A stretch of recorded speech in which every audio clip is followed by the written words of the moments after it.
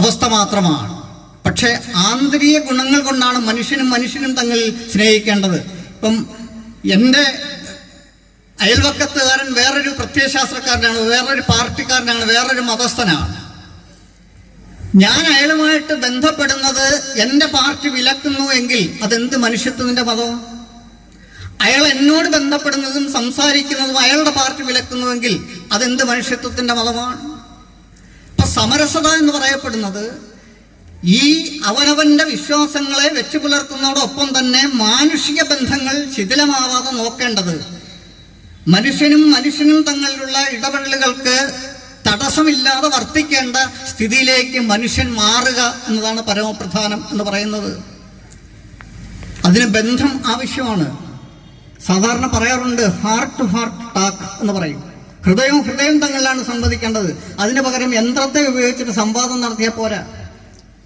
നമ്മൾ ഇന്ന് മൊബൈൽ വഴിയാണ് സന്ദേശം കൈമാറുന്നത്. ഞാൻ ഒരാളെ വിളിക്കുന്നു, അങ്ങേ തലയ്ക്ക് അത് അറ്റൻഡ് ചെയ്യുന്ന ആളുടെ മനോഗതി ആ സമയത്ത് എന്താണെന്ന് മനസ്സിലാക്കാതെയാണ് ഞാൻ സംസാരിക്കുന്നത്. പക്ഷെ നേരിട്ടാണെങ്കിലോ ഇപ്പൊ അയാളോട് അത് പറയണോ വേണ്ടയോ എന്ന ചിന്തയിൽ നിന്ന് നമുക്ക് കൈമാറ്റം നടത്താൻ സാധിക്കും ആശയങ്ങളെ. ഏതിനാണ് ജീവൻ കൂടുതലുള്ളത്? ഈ രീതിയിലുള്ള സംഭാഷണം നമുക്ക് ആവശ്യമാണ്. അങ്ങനെ വരുമ്പോഴേ സമരസത നമുക്ക് കൈവരിക്കാൻ സാധിക്കൂ. ദലൈലാമ പറഞ്ഞതുപോലെ മനുഷ്യൻ ചന്ദ്രനിലേക്ക് പോകാനുള്ള വഴി കണ്ടുപിടിച്ചു, അയൽപക്കത്തുകാരന്റെ വീട്ടിലേക്ക് പോകാനുള്ള വഴി മറന്നും പോയി. അതാണ് സ്ഥിതി. അത്രേ ബന്ധമുള്ള മനുഷ്യർ തങ്ങളിൽ. ഇതിന് സമരസത സൃഷ്ടിക്കാൻ സാധ്യമല്ല. എല്ലാ ഭേദഭാവനകൾക്കും അപ്പുറം മനുഷ്യനെന്ന സ്വബോധം വളർത്തിക്കൊണ്ടുവരാനുള്ള പരിശ്രമം, അതാണ് സമരസതയുടെ അടിസ്ഥാന വീക്ഷണം എന്ന് പറയുന്നത്. മറ്റൊന്ന് പര്യാവരണം, അതല്ല പരിസ്ഥിതി. ഈ പരിസ്ഥിതിയെ സംരക്ഷിക്കേണ്ട ഇന്ന് ലോകം മുഴുവൻ ആഗോളം പ്രശ്നമേത് എന്ന് ചോദിച്ചാൽ പാരിസ്ഥിതിക പ്രശ്നമാണ്. പാരിസ്ഥിതിക പ്രശ്നം ഉണ്ടാവുന്നത് എന്തുകൊണ്ടാണ്?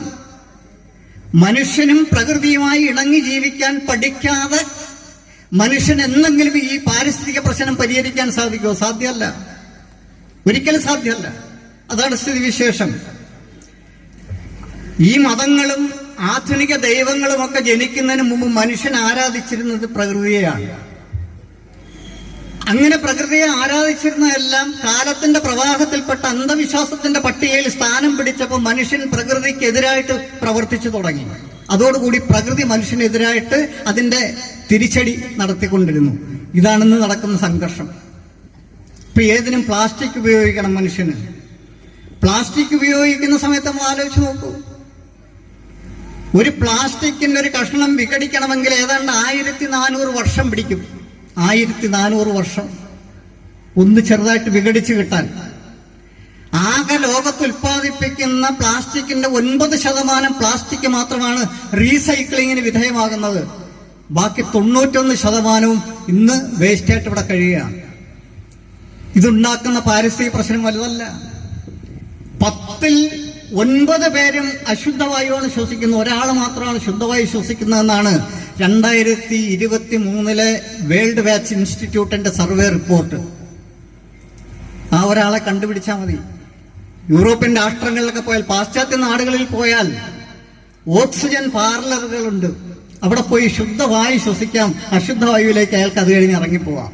അങ്ങനെയാണ് ഈ പാരിസ്ഥിതിക പ്രശ്നം നമ്മുടെ നാട്ടിൽ പരിഹരിച്ചിരുന്നത്. നമ്മളുടെ കാവുകളും നമ്മളുടെ വീട്ടിലെ തുളസിത്തറയും നമ്മുടെ ആൽവൃക്ഷങ്ങളും ഇതൊക്കെയാണ്. അവിടെ ചെന്നിരുന്ന് ശുദ്ധവായു ശ്വസിച്ച് എത്രയും മനുഷ്യരുണ്ടായിരുന്നു. അവരൊക്കെ എത്ര വയസ്സുവരെ ജീവിച്ചു. അപ്പോൾ പാരിസ്ഥിതിക പ്രശ്നത്തിനും പരിഹാരം കണ്ടെത്തേണ്ടത് സ്വന്തം ജീവിതത്തിലൂടെ ആവണം. ഇതാണ് ഒരു കാര്യം. മറ്റൊന്ന് സ്വദേശി ആചരണം. സ്വദേശി എന്ന് പറഞ്ഞാൽ നമ്മൾ വിചാരിക്കുക എല്ലാം വിദേശിക്കെതിരായിട്ട് എന്തെങ്കിലുമൊക്കെ മുദ്രാവാക്യം വിളിക്കുക എന്നാണ്. അല്ല, നമ്മുടെ സ്വത്വം നശിക്കാതെ പരിരക്ഷിക്കാനുള്ള പ്രതിജ്ഞ നാം സ്വീകരിക്കണം. അതിനനുസരിച്ച് ജീവിക്കണം. ഭാഷ, ഭക്ഷണം, വേഷം ഇതെല്ലാം പ്രധാനപ്പെട്ട ഘടകങ്ങളാണ്. പാശ്ചാത്യന്റെ വേഷവിധാനത്തിൽ മാത്രമേ നമുക്ക് അഭിമാനമുണ്ടാക്കൂ എന്ന അവസ്ഥ വന്നു കഴിഞ്ഞാൽ നാം എങ്ങോട്ടാണ് പോകുന്നത്? ഗാന്ധിജി വട്ടവേഷ സമ്മേളനത്തിന് ഒറ്റ തോർത്തു കൊടുത്തുകൊണ്ട് പോകുന്ന സമയത്ത് പറഞ്ഞു, മാന്യന്മാരുടെ മുമ്പിലേക്ക് സമ്മേളനത്തിനല്ലേ പോകുന്നത്, ചർച്ച ചെയ്യാനല്ലേ പോകുന്നത്. ഭംഗിയായിട്ട് വസ്ത്രം ധരിച്ചിട്ട് സൂട്ടും കോട്ടും ടയ്യും ഒക്കെ കെട്ടിപ്പൊയ്ക്കൂടെ എന്ന് ചോദിച്ച സമയത്ത് അദ്ദേഹം പറഞ്ഞത്, തുന്നക്കാരൻ ഉണ്ടാക്കി തരുന്നതല്ല അന്തസ് എന്നാണ് പറഞ്ഞത്. ഇന്ന് വേഷവിധാനം നമ്മൾ നോക്കിയാൽ നമുക്കറിയാം എങ്ങനെയാണെന്ന്. ഭക്ഷണത്തെ സംബന്ധിച്ച് നാടൻ വിഭവങ്ങളൊന്നും ആർക്കും വേണ്ട. നമ്മുടെ നാട്ടിലെ ചക്കയും മാങ്ങയും മരച്ചീനിയും ഒന്നും ആർക്കും ആവശ്യമില്ല. അത്യപൂർവം ചില ആളുകളൊക്കെ കഴിക്കും, എന്നതിനപ്പുറം ആരും കഴിക്കില്ല. ഇത് വീട്ടിൽ കഴിക്കാത്ത പാർട്ടിയും 5 സ്റ്റാർ ഹോട്ടലിൽ പോയിട്ട് റൈസ് ജ്യൂസ് വാങ്ങിച്ച് കഴിക്കും. എന്താ ഈ റൈസ് ജ്യൂസ് എന്ന് പറഞ്ഞാൽ? കഞ്ഞി വെള്ളം, അത് വാങ്ങിച്ച് കഴിക്കും. ഏസിയുടെ ചുവട്ടിലിരുന്ന് ആ ഹോട്ടലിലൊക്കെ ഇരുന്നത് കഴിക്കുമ്പോൾ അന്തസ്സ് ഏറെയാണ്. അത് വാങ്ങിച്ച് കഴിക്കും, പ്രശ്നമൊന്നുമില്ല. ഇവിടെ നോക്കിയാലും നമുക്കറിയാം, നമ്മുടെ നാട്ടിൽ ഈ നാടൻ വിഭവങ്ങൾ, വിഷം ചേരാത്ത, കലർപ്പില്ലാത്ത ഈ ഭക്ഷ്യങ്ങളെല്ലാം ഉപേക്ഷിച്ചിട്ട് കുഴിമന്തി, അൽഫാം, ഇങ്ങനെ എന്തൊക്കെ പേര്. ഇനി വല്ലതും കണ്ടുപിടിക്കാനുണ്ടെങ്കിൽ അതും നാട് നീളെ തുറക്കുക. അത് രാവെന്നോ പകലെന്നൊന്നുമില്ല. ഇപ്പോൾ ആളുകൾക്ക് നേരം വെളുക്കുന്നതന്നെ രാത്രി 12 മണിക്കാം. അങ്ങനെയൊക്കെയാണ് പലയിടത്തും ഹോട്ടലുകളൊക്കെ തുറന്നു വെച്ചേക്കുന്നത് നമുക്ക് കാണാം. ഈ രീതിയിൽ സ്വദേശി ആചരണം ഭക്ഷണത്തോട്. ഇനി വീട്ടിൽ നടത്തുന്ന ചെറിയ ചെറിയ ആഘോഷ പരിപാടികൾ, ജന്മദിനം ആഘോഷിക്കും.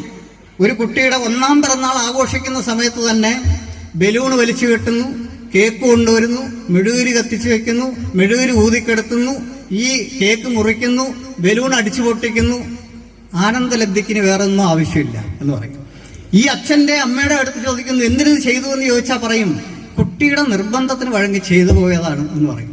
ഈ 1 വയസ്സുള്ള, സംസാരിക്കാൻ ഇതുവരെ ശേഷി കൈവരിച്ചിട്ടില്ലാത്ത കുട്ടിയുടെ നിർബന്ധത്തിന് വഴങ്ങിയിട്ട് ചെയ്തു എന്നായിരിക്കും ഉത്തരം. ആ കുട്ടിയുടെ 2ാം പിറന്നാൾ, 3ാം പിറന്നാൾ, ജീവിച്ചിരിക്കുന്ന അത്രയും പിറന്നാളും കഴിഞ്ഞാൽ അതിന് ജനിക്കുന്ന കുട്ടിയുടെയും ആഘോഷ അവസ്ഥ എന്ന് പറഞ്ഞാൽ ഇതേപോലെ. കാരണം ഇത് പഠിച്ചത് ഇതാണ്. പക്ഷേ ഈ കുട്ടിയെ പറഞ്ഞ് പഠിപ്പിച്ചെന്നിരിക്കട്ടെ, ഇതല്ല നമ്മുടെ സംസ്കാരം. അതിലൂടെ നമ്മുടെ സംസ്കാരം നമ്മളിൽ നിന്ന് അറിയാതെ നഷ്ടപ്പെടുകയാണ്. അറിഞ്ഞുകൊണ്ട് അല്ല എങ്കിലും അത് നഷ്ടപ്പെടുത്തേണ്ട ആവശ്യമുണ്ടോ എന്ന് ചിന്തിക്കേണ്ടത് നാം ഗൗരവമായിട്ട് പരിഗണിക്കേണ്ട മറ്റൊരു വിഷയമാണ്. 5ാമത്തെ വിഷയം എന്ന് പറയുന്നത് പൗരധർമ്മം എന്നതാണ്. ഒരു പരിഷ്കൃത സമൂഹത്തിൽ ജീവിക്കുമ്പോൾ എന്ത് ചെയ്യാം, എന്ത് ചെയ്യാൻ പാടില്ല എന്ന തിരിച്ചറിവ് നേടേണ്ടത് ആവശ്യമാണ്. നമ്മൾ വിചാരിക്കും അറിവും തിരിച്ചറിവും ഒന്നാണ്. ഇത് രണ്ടാണ്. നമ്മൾ വിചാരിക്കും അറിവുള്ളവർക്കെല്ലാം തിരിച്ചറിവുണ്ട് എന്ന്. ഇത് രണ്ടാണ്. കാരണം അതില്ല എന്ന് ഈ അറിവുള്ള മനുഷ്യൻ തന്നെ തെളിയിച്ചുകൊണ്ടിരിക്കുകയാണ് തിരിച്ചറിവില്ല എന്ന്. പിന്നെ എന്താ ഈ അറിവും തിരിച്ചറിവും ഒന്നാവുന്നത്? കാഴ്ചയും കാഴ്ചപ്പാടും രണ്ടാണ്. അപ്പൊ അതുപോലെയാണ് വാസ്തവത്തിൽ ഈ പൗരധർമ്മം. ഒരു പരിഷ്കൃത സമൂഹത്തിൽ ജീവിക്കുമ്പോൾ ഞാൻ എന്ത് ചെയ്യണം, എന്ത് ചെയ്യാൻ പാടില്ല എന്ന ബോധത്തിന് ഉടമയായി ജീവിക്കുക എന്നതാണ്. ഇവിടെ തുപ്പരുത് എന്നൊരു ബോർഡുണ്ടെങ്കിൽ അവിടെ തന്നെ തുപ്പും മനുഷ്യൻ. ഉടനെ ചോദിക്കും, ഇത് ചെയ്താൽ എന്താണ് അനന്തര സംഭവം എന്നറിയാൻ വേണ്ടിയിട്ടുള്ള വ്യഗ്രത കൊണ്ട് ചെയ്യുകയാണ് മനുഷ്യൻ എന്ന്. ഒരു ചെറിയ നിയമമാണെങ്കിലും ആ നിയമത്തെ പോലും അംഗീകരിക്കാനുള്ള മാനസികാവസ്ഥയിലാണോ മനുഷ്യൻ? എന്തിന്? അമ്പലത്തിൽ പോലും പോയി നിൽക്കുന്ന സമയത്ത് ക്യൂവിൽ നിന്ന് എങ്ങനെ മുമ്പിൽ ചാടി കയറിയിട്ട് എനിക്ക് എൻ്റെ ദൗത്യം പൂർത്തിയാക്കി തിരിച്ചു പോകാം എന്ന് കരുതുന്ന ഭക്തന്മാരില്ലേ? ഒരു ഓഫീസിൽ ചെന്നാൽ അവിടെ ക്യൂ എന്ന വ്യവസ്ഥ ഉണ്ടെങ്കിൽ അതിനെ എങ്ങനെ ലംഘിക്കാം എന്ന് ചിന്തിക്കുന്ന മനുഷ്യരില്ലേ? അപ്പൊ ക്യൂ നിൽക്കുക, നമ്മുടെ ഊഴം വരുമ്പോൾ മാത്രം അതിലേക്ക്